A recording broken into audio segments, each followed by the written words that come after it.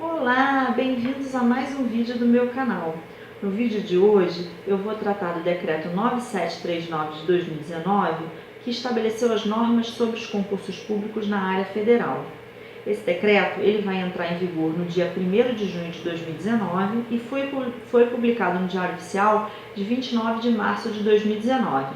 Eu aproveito para convidar vocês a se inscreverem no canal e assistirem os demais vídeos que eu vou publicar durante a semana sobre a jurisprudência, tanto do STF quanto do STJ, especificamente sobre concurso público.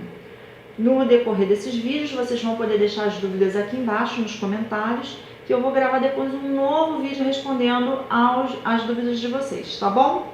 Vamos ver então como é que ficou? Inicialmente, esse decreto ele estabeleceu medidas de eficiência organizacional e no seu artigo 2º estabeleceu como uma medida de fortalecimento institucional a realização de concursos públicos.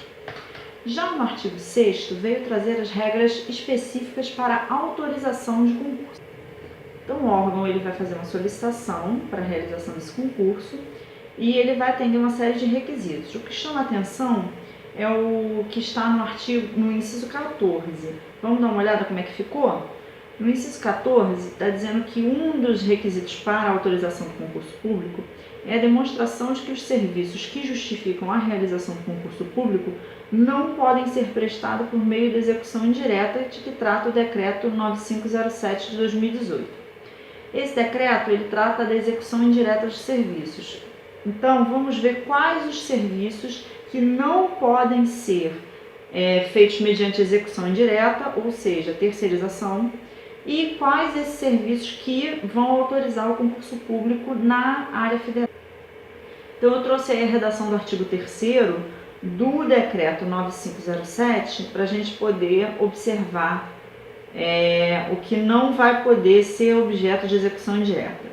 Não serão objetos de execução indireta na administração pública federal direta, autárquica e fundacional os serviços que envolvam tomada de decisão ou posicionamento institucional nas áreas de planejamento, coordenação, supervisão e controle, que sejam considerados estratégicos para o órgão ou a entidade, cuja terceirização possa colocar em risco o controle de processos ou de conhecimentos e tecnologias, que estejam relacionados ao poder de polícia, de regulação, de outorga de serviços públicos e de aplicação de sanção, e, por fim, que sejam inerentes às categorias funcionais abrangidas pelo plano de cargos do órgão ou da entidade, exceto disposição legal em contrário, tá?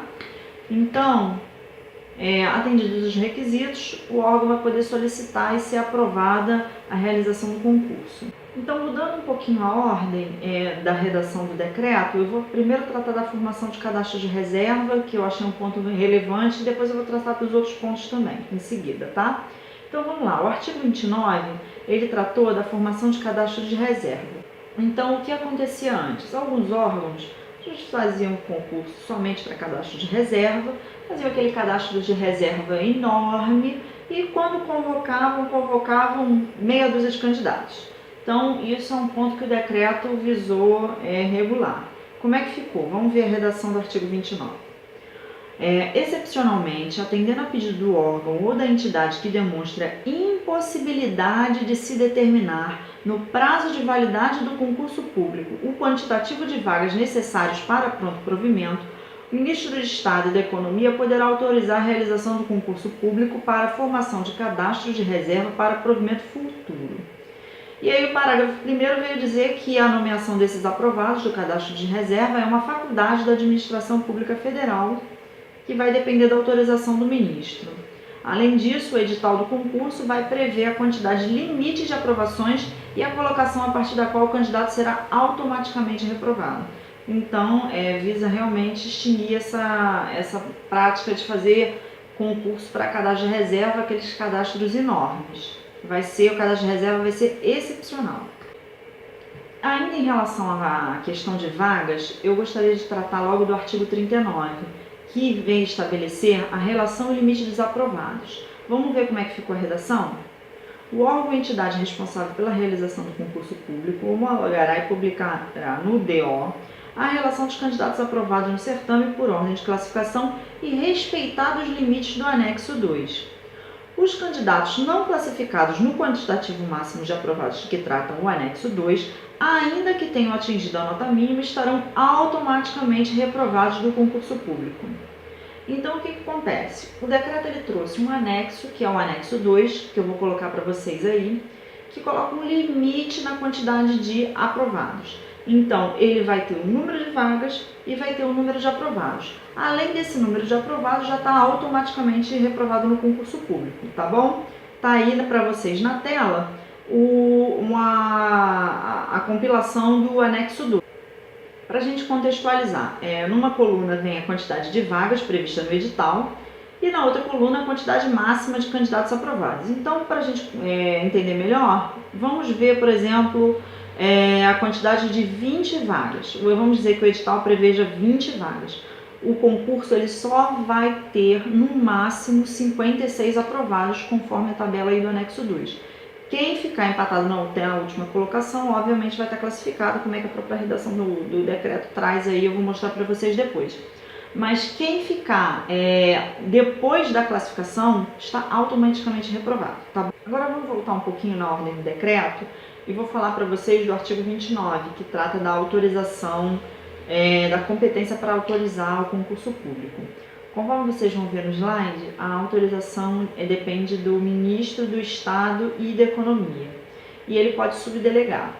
E ele vai autorizar os concursos da área federal com algumas exceções.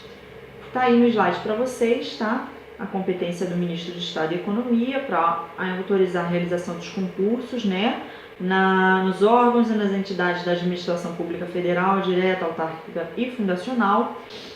E o parágrafo 1º traz aí as exceções, dizendo que essa delegação, né, de competência para autorização não vai se aplicar às carreiras de advogado da União, procurador da Fazenda Nacional e de procurador federal. Também não vai se aplicar à carreira de diplomata e à carreira de policial federal. Também não se aplica aos docentes e contratação de professor substituto em instituições federais de ensino. E o parágrafo 3º trouxe também uma regra sobre o concurso para a Polícia Federal. Veio dizendo o seguinte: os concursos públicos para o provimento de cargos da carreira do inciso 3, que é a carreira de policial federal, são realizados quando o número de vagas exceder a 5% dos respectivos cargos. Já o artigo 28 veio tratar da nomeação dos aprovados, dizendo que o ministro, né, poderá autorizar, mediante motivação expressa, a nomeação de candidatos aprovados e não convocados que ultrapassem em até 25% o quantitativo original de vagas. O decreto trouxe também algumas informações sobre as provas de título, prova prática, exame psicotécnico, exame de aptidão física. Vamos ver os pontos principais? O artigo 30 está tratando da prova de títulos, e aí o principal é que a prova de títulos vai ser posterior à prova escrita, tá? A prova oral vai ser em sessão pública e gravada para fins de registro, avaliação e recurso. A prova de aptidão física, o famoso TAF, né? Ele vai estar no edital o tipo de prova, as técnicas admitidas e o desempenho mínimo para classificação. A prova prática também vai ter a informação no edital sobre os instrumentos, aparelhos e técnicas a serem utilizados e a metodologia de aferição para avaliação. O artigo 34 veio estabelecer que o edital pode fazer a cláusula de barreira, né, que o concurseiro chama de corte, então estabelecendo a nota mínima ou a classificação mínima para aprovação para a etapa seguinte. O artigo 35 veio tratar do curso de formação, e aí veio dizendo que o ponto que eu achei mais relevante é o parágrafo 2º, né, que veio dizendo que é vedada a participação no curso ou programa de formação de quantitativo de candidatos superior ao quantitativo original de vagas estabelecido no edital do concurso público, ressalvado, né, se houver uma autorização prévia. Então tá aprovado, vai chamar aqueles aprovados, não vai chamar excedente para fazer o curso. O artigo 36 veio tratar da avaliação psicológica, né? Dizendo que para o concurso exigir a avaliação psicológica tem que ter previsão em lei e também no edital. E além disso, o parágrafo 2º veio estabelecer que a avaliação psicológica será realizada após a aplicação das provas escritas, orais e de aptidão física. A avaliação psicológica, o parágrafo 5º trouxe também a regra dizendo que o edital vai especificar os requisitos psicológicos que serão aferidos na avaliação. Além disso, o decreto também tratou do resultado dessa avaliação, do recurso e da possibilidade da repetição dessa prova. O artigo 37 veio dizer o seguinte no seu parágrafo 3º. Os profissionais que efetuaram as avaliações psicológicas no certame não poderão participar do julgamento de recurso. E o parágrafo 4º veio dizer o seguinte: na hipótese de julgamento de recurso se entender que a documentação e a fundamentação da avaliação psicológica são insuficientes para se concluir sobre as condições do candidato, a avaliação psicológica será anulada e será realizada novo exame por outro profissional. Então existe essa possibilidade, se não estiver bem fundamentada a avaliação do candidato, de ser repetido o exame por outro profissional.